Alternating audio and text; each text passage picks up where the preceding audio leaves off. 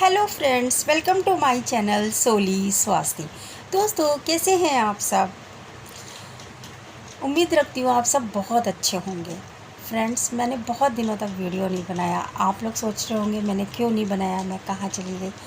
But मैं आपको बताना चाहती हूँ कि मेरी बेटी का मोबाइल टूट गया था और मैं बहुत दिनों तक उसने online classes each and everything सब चीज़ तो आजकल मोबाइल पे हो रही है, तो मेरा मोबाइल पूरी तरीके से ऑक्यूपाइड हो गया था। बट मैं सोचती थी कि मैं अपनी इस चीज़ को, क्रिएटिविटी को मैंने स्टार्ट किया है तो मैं कैसे फिर से शुरू करूं। लेकिन लॉकडाउन भी चल रहा था, कोई ऑप्शन नहीं था, तो मैंने कहा अभी तो यही बेहतर है कि मैं घर में चुपचाप बैठूँ शांति से। और आज के दिन एक तो ये एक पोर्टल है 21/6/21 का, और कुछ मेरी लाइफ का भी कुछ इम्पोर्टेंट डे है। प्लस आज सबसे बड़ा दिन भी बोला जाता है, क्योंकि तो मुझे लगा कि कुछ ना कुछ वीडियो मैं बनाती हूँ, आज स्टार्टिंग कर देती हूँ ईश्वर का नाम लेकर। और सबसे पहले तो आप लोगों को अंतर्राष्ट्रीय योग दिवस की बहुत बहुत विशेस। होप कि आप सबने ही सुबह योगा किया होगा। दोस्तों, अंतर्राष्ट्रीय योग दिवस के बारे में मुझे सुन के बहुत अच्छा लगा और बहुत खुशी होती है जान के कि हमारा सनातन धर्म, जिसके बारे में लोग मिसकंसेप्शन बहुत फैलाते हैं सोशल मीडिया पर कि सनातन धर्म ख़त्म हो रहा है, या सनातन धर्म में कुछ भी नहीं है, या उसमें इतने कन्फ्यूजन्स हैं, वो इतना कॉम्प्लेक्स है, इतना जटिल है कि लोग उसे छोड़ के दूसरे धर्मों की तरफ भाग रहे हैं।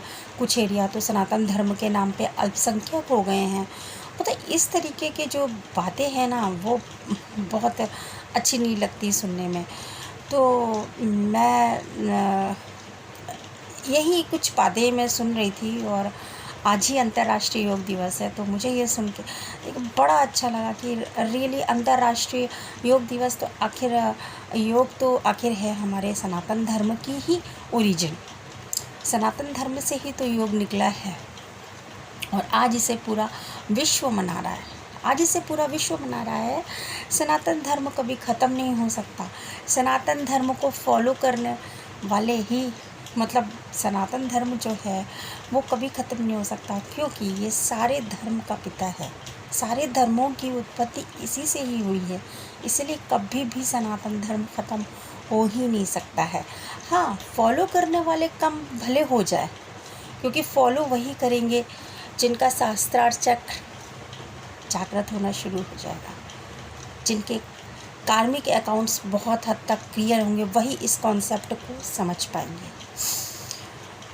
तो अच्छा लगा मुझे। और ओम चैंटिंग, आप देखिए, ओम चैंटिंग पूरा विश्व कर रहा है आजकल। नो मैटर किस धर्म का है, किस संप्रदाय का है, किस रिलीजन का है, या किस कंट्री से बिलोंग करता है, किस कास्ट से बिलोंग करता है, कोई मैटर नहीं करता, क्योंकि ओम चैंटिंग आजकल, ओम का उच्चारण हर कोई कर रहा है, चाहे वो किसी भी धर्म, संप्रदाय, जाति का हो। क्योंकि सबको पता है कि हमारे शरीर में 7 चक्र हैं, और हमारे थर्ड आई चक्र जो है उसका बीज मंत्र ओम है, और थर्ड आई का एक्टिवेशन के लिए ओम चैंटिंग बहुत ज़रूरी है। और थर्ड आई एक्टिवेशन हमारी आध्यात्मिक, अगर हम आध्यात्मिक स्पिरिचुअल पाथ पर चल रहे हैं, हमारी अवेकनिंग हो रही है, या किसी भी तरीके की बेटरमेंट लाइफ के लिए, आध्यात्मिक जागृति के लिए, या सोल को अपनी इवॉल्व करने के लिए ओम चैंटिंग बहुत मस्ट है। तो ये भी हमारे सनातन धर्म की ही उत्पत्ति है फ्रेंड्स। तो आज मैं किस टॉपिक पे वीडियो बनाऊँ, ऐसा मैंने कुछ सोचा नहीं था, लेकिन हाँ, फिर भी मैं ये सोच रही हूँ कि जैसे कि कलयुग है, तो कलयुग के बारे में मैं बहुत दिनों से सोच रही थी कि कुछ ना कुछ वीडियो बनाती हूँ, या कुछ भी मैसेज जो मुझे डाउनलोड्स होते हैं वो बनाती हूँ। तो कलयुग आखिर किस लिए आया है, और कलयुग क्यों आया है, और कलयुग के बारे में तो हम बहुत शास्त्रों में और जान सकते हैं। भगवत गीता में वेदव्यास जी ने बहुत सारा कलयुग के बारे में बताया है, कितने सालों का होगा, क्या होगा। पर मेनली कलयुग तो काला युग बोला गया है, कलेश का युग बोला गया है। ग्रह बहुत ज़्यादा कषाय कल्मश होंगे कलयुग में, और यही सब चीज़ें हैं कि कलयुग, लेकिन कलयुग बनाया क्यों, कलयुग आया क्यों? एक्चुअली कलयुग आया क्यों, और सतयुग के बाद त्रेता युग, द्वापर युग, देन कलयुग। तो कलयुग किस लिए आया, या कलयुग ईश्वर ने किस लिए बनाया? एक्चुअली ईश्वर ने तो कलयुग बनाया नहीं था, पर कलयुग ये एक टाइम के बाद इसकी एक रिक्वायरमेंट पड़ गई।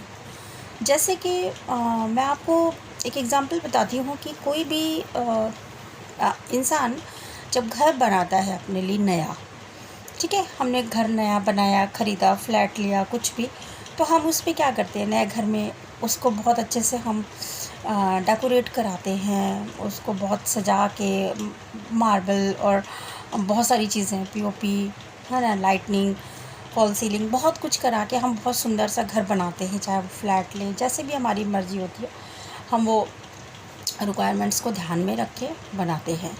लेकिन फिर भी आप ये समझो कि जब कोई इंसान बनाता है घर, तो उसको ये अपने आप पता रहता है कि उसमें गंदगी कहीं ना कहीं होगी और उसकी प्रॉपर सफाई करनी पड़ेगी घर की, ठीक है।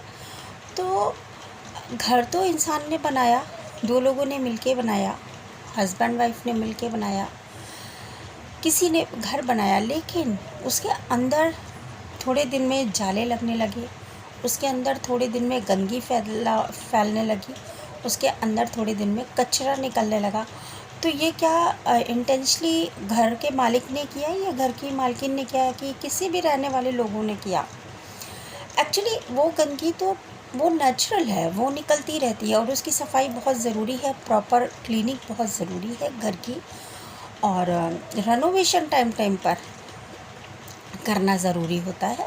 इसी तरीके से जब संसार ईश्वर ने बनाया, ये वर्ल्ड, ये पूरा बनाया, ब्रह्मांड की रचना की ब्रह्मा जी ने, तो बहुत सुंदर बनाई, बिल्कुल सतयुग की तरह बहुत सुंदर बनाई। सब लोग बहुत सुंदर थे उस धरती पर, नर नारी सारे जीव प्राणी बहुत सुंदर थे, धरती माँ बहुत सुंदर थी, प्रकृति माँ बहुत सुंदर थी।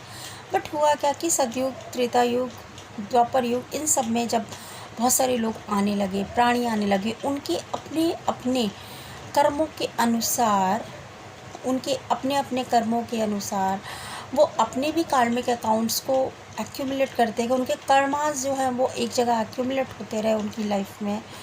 और कलयुग में क्या हुआ कि हमारी धरती माँ को इतना गंदा कर दिया लोगों ने, इंसानों ने ही खुद तरक्की के नाम पर इतना ज़्यादा एनवायरनमेंट को नुकसान पहुँचाया, और अपने ही कर्मों के कारण ये कलयुग जो है, यहाँ पर ये केवल सफाई का युग है।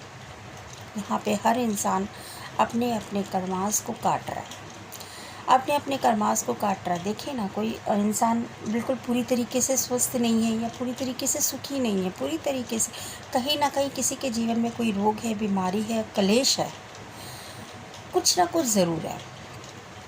तो कलयुग में हर इंसान अपनी कर्मों की सफाई कर रहा है। जन्म जन्मांतर के कर्म जो हमने पास्ट लाइफ में कभी भी हमने एक्यूमुलेट करके हम जन्म जन्मांतर तक हम उसको शिफ्ट करते आ रहे हैं, उसको सफाई नहीं कर रहे, वो पूरा कर्मा बैगेज हम हर जन्म में वापस लेते आ रहे हैं। तो ये कलयुग में भगवान ने कह दिया कि आप नीचे ही रह के अपनी अपनी सफाई करोगे, अपने अपने कर्मास की, अपने अपनी आत्मा की सफाई करोगे, शुद्धि करोगे। इसीलिए ये कलयुग आया है। यहाँ पर सब अपने अपने कर्मास की, अपने अपने आत्मा की शुद्धि में लगे हुए हैं कहीं ना कहीं। और इसी में क्या है, इंटेंशनली, नोइंगली या अननोइंगली, इंसान, गॉड हमसे वो करवा रहा है। इंसान ये सोचता है कि हम कर रहे हैं, बट एक्चुअली वो गॉड ही करवा रहा है, क्योंकि हमने मनमानी तो बहुत दिन करी अपनी अपनी, और बहुत सारी चीज़ें हमने अपनी मर्ज़ी से किया, अपने कर्मास क्रिएट कर लिए, कहीं पे गलत कर्म करके कर लिए। लेकिन गॉड हमें पे ऑफ तो करना है, कभी ना कभी पे ऑफ करना है। तो ये अभी पे ऑफ करना है, ये कलयुग है ना, यहाँ पे पे ऑफ करना है। यहाँ पर कभी भी आप कोई भी काम इंसान करेगा, उसका पे ऑफ करना पड़ेगा। तो हर इंसान अपने अपने शुद्धिकरण में लगा हुआ है, अपने अपने जो जान गए हैं, जिन्होंने अध्यात्म का रास्ता पकड़ लिया है, जो अवेकन हो गए हैं, विध्यात्म में पढ़कर भक्ति में जाके सेवा के भाव से उन्होंने कोई ना कोई मार्ग पकड़ लिया है और वो अपने कर्मास को क्लियर करना शुरू कर दिया है। जिस तरीके से वाल्मीकि जी थे, उन्होंने भी अपने कर्मास को क्लियर किया था और बाद में देखिए उनके ऊपर परमात्मा की कृपा होने लगी और उन्होंने रामायण का निर्माण किया। स्वयं माँ लक्ष्मी की अवतार माँ सीता उनके यहाँ रुकी। इसी तरीके से इंसान जब अननोइंगली अपने कर्मों को साफ़ कर रहा है, हर इंसान साफ़ कर रहा है, तो उसको वो कर्म के हिसाब से उसको रोग मिल गए हैं, कर्म के हिसाब से उसको कलेश मिल गया है, कर्म के हिसाब से उसको कार्मिक अकाउंट मिल गया है, तो कार्मिक रिश्ते मिल गए हैं। उसी कार्मिक रिश्ते में वो उलझा है, इल्यूज़न में उसी में पड़ा है, उसी को पे ऑफ कर रहा है। तो कलयुग की मेन कारण ये है कि हर इंसान अपने अपने कर्मों की सफाई कर रहा है, अपने अपने आत्मा की शुद्धि करने के लिए आया है। और यहाँ पर कर्मास को क्रिएट नहीं करना, बैड कर्मास को कभी क्रिएट नहीं करना, क्योंकि हमेशा कभी ना कभी उसको पे ऑफ यहीं पे ही करना पड़ेगा। तो गाइस आज के लिए बस इतना ही, और फिर मिलते हैं नेक्स्ट वीडियो में। प्लीज़ मेरे वीडियो को देखिए, सब्सक्राइब करिए, लाइक करिए, इससे मुझे बहुत मोटिवेशन मिलेगा। Thank you, love you guys.